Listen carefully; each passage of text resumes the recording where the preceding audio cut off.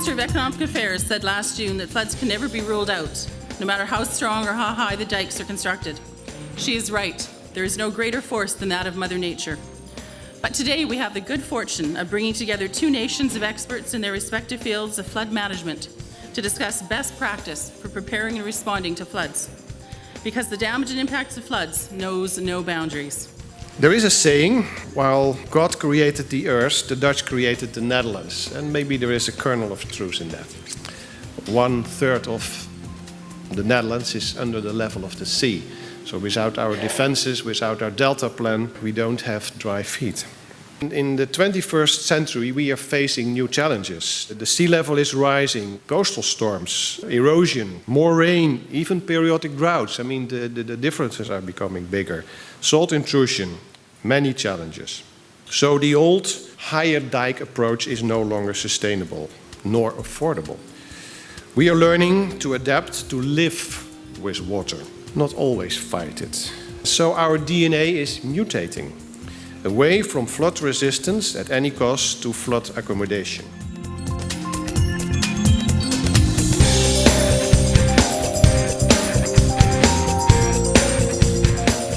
Well, here you have a small picture about the Dutch Delta, and it will tell you a little bit about why prevention is so important to the Netherlands as a whole. If you look at the western part of the Netherlands, also known as the Randstad, in which all the major cities are located, and I'm talking then about Amsterdam, Rotterdam, The Hague, but also my hometown Utrecht, you will see they're all lying below sea level. So you can imagine that if a breach of a dike takes place, and especially on the coastal areas, it will have a great impact on those areas itself. But nowadays, we also have to take account of the impact of river surges. You can see that in the Netherlands, we are connected to the major rivers in Europe, like the Rhine and the Meuse River. They all come from abroad, but we will have the major impact if a surge takes place, and we will have to be prepared for that. Of course, in the European context, in the context of the European Union, we are already cooperating with neighboring countries, which is quite important because then we can also have an alert system. If, for instance, we will have, well, we don't have really the freshets like you have here, but we will have a lot of melting water from the Alps coming down the Rhine River to the Netherlands, and we have to prepare in case of a flood. I was invited here for this interesting seminar about flood management and mitigation, especially because I told the people attending a little bit about how we are managing our governmental issues. It means that in the Netherlands we have different layers of government, and it means that we have to cooperate with each other in finding the solutions to fight flooding and to manage the water. In that way, we also have a number of projects going on in the Netherlands. Among ones is Room for the River, which is a national program involving up to 30 projects divided alongside the different rivers that are crossing in the Netherlands.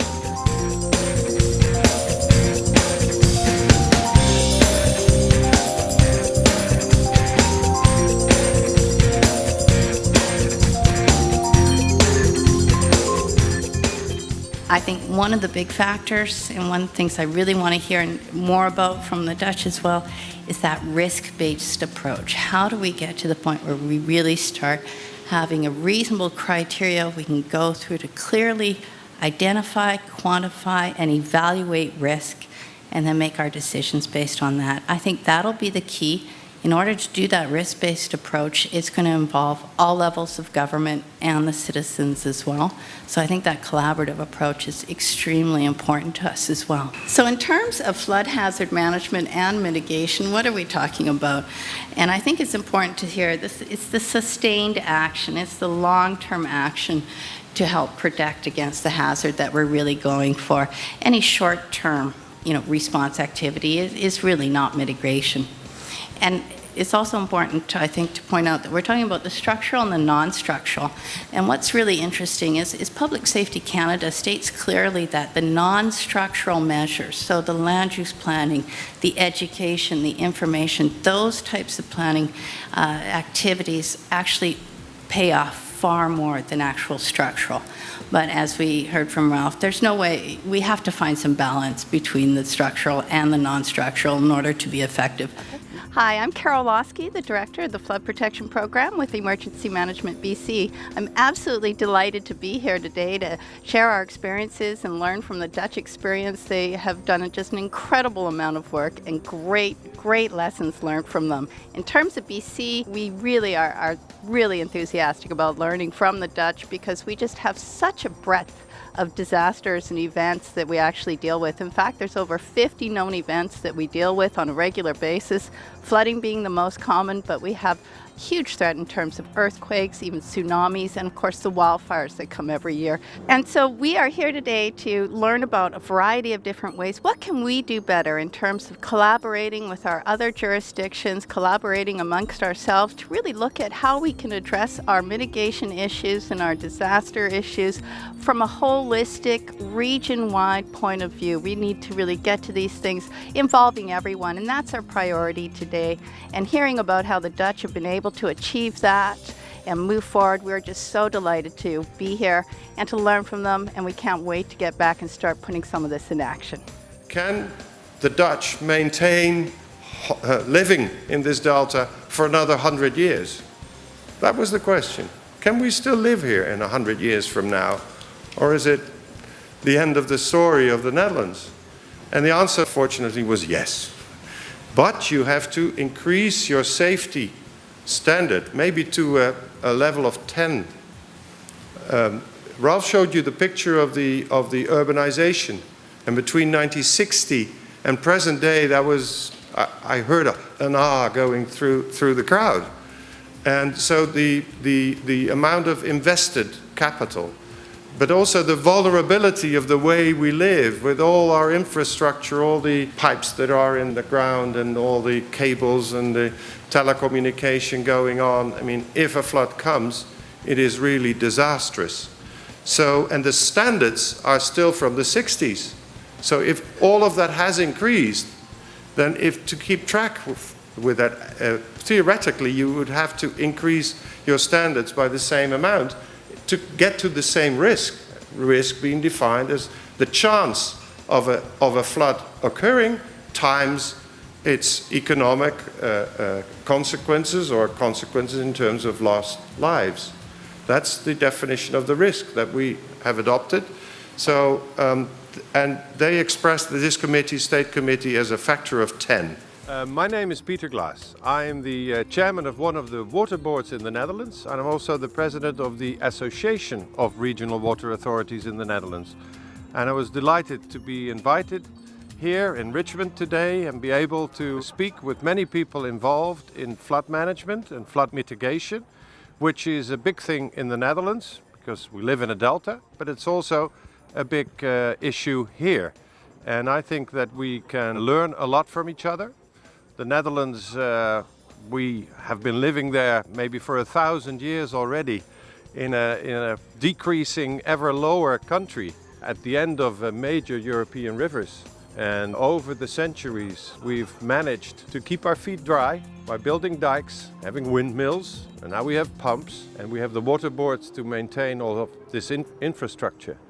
And I've learned that here in British Columbia and in this lower mainlands, there is a problem with flood protection as well. So I'm looking forward to having discussions this afternoon again with all the specialists here, all the people involved, and perhaps we can establish some kind of a cooperation to do this more often in the future. From the time that we're at a bankful stage on the river where there's basically nothing happening to the time we're in full disaster response mode is only about a week. So for a large river, it responds extremely quickly. So what's at risk? We've got 75,000 hectares protected by 365 kilometers of dikes. That's between Agassiz and Richmond. 58 dike rings managed by 29 diking authorities. About 500,000 people live and work in the floodplain, and over 2 million people depend on the infrastructure. While we don't have any recent quantitative flood risk assessment studies for the whole valley, the last one was done in 1973, we believe that a recurrence of the 1894 flood with dike failures would cause tens of billions of dollars of damage. Hey, well, I'm Neil Peters. I'm the Provincial Inspector of Dikes, and I've been involved in flood management in BC for over 20 years. And I'm very excited to be at this seminar with the Netherlands and BC because I think there's a lot that BC can learn from the Netherlands experience. In BC, we've only had experience with the river for a little over 100 years, and it's not long enough really to form in our psyche, in our psychology of dealing with floods, whereas Holland has had several hundred years. I think one of the key things that we need to learn is that this isn't something that flood management is not something you can just do one day and walk away from. It's something that you have to build into your governance systems, and I would really like to see some new laws in British Columbia that enshrined an ongoing flood protection program into our basic institutions. The government proposed via the Room for the River project to create a bypass, but the regional parties, they were looking at other options. They were looking at extending the railway line. They were looking at upgrading the motorways, extending development and houses, almost 6,000 houses. And from nature and recreational perspective, there are also different plans for the future. So how could that be merged into a bypass channel? So the region, they got together and they combined their future spatial ambitions. And it was a long and extensive job. We worked together with them. It was a project of a couple of years, but at the end there was a program put in place. There was a project put in place of which the government actually said, this is better than our own plan. So they decided to swap plans. And the IJssel Delta project, as you can see now, it actually combines nature development, transport development, housing development, recreational development, but also the challenging hydraulic criteria out of the Room of the River project. So by having this in place, all different criteria are met. The regional authorities are happy, the municipalities and the water boards are on board, and the region is developed in a better way this way. Thank you for your attention.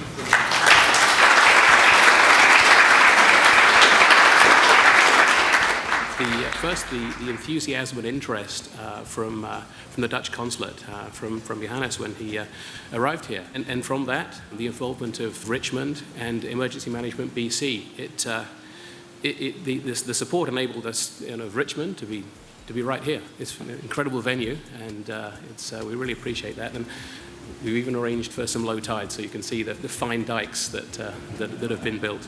Hello, I'm Adrian Corlett. I'm a principal with Delcan. And we're very pleased to be able to be part of this event today. It's something we've seen as we've worked with the various municipalities over the years with Richmond and Surrey, Delta and New Westminster. And we saw this need for a forum where we could bring the high levels of government from the Netherlands together with the high levels from British Columbia. And we could see what we could learn from each other. And we really hope that this starts a discussion as flood protection is incredibly important. Very grateful to all our partners in doing this, which would be City of Richmond and DHV and the Dutch Consulate. Thank you very much.